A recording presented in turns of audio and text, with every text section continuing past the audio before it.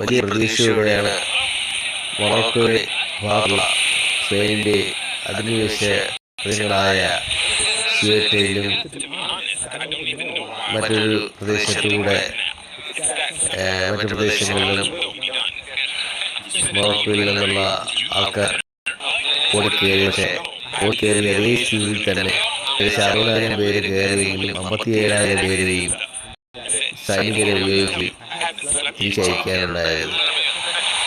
കാണുമ്പോൾ വളരെ സങ്കടം തോന്നുമെങ്കിലും ഒരു രാജ്യത്തിനെതിരെയുള്ള അധിനിവേശം എന്ന് പറയാമെങ്കിലും ശരിക്കും സ്പെയിൻ കൈയടക്കി വെച്ചിരിക്കുന്ന പ്രദേശമല്ലേ ഈ മൊറോക്കോയുടെ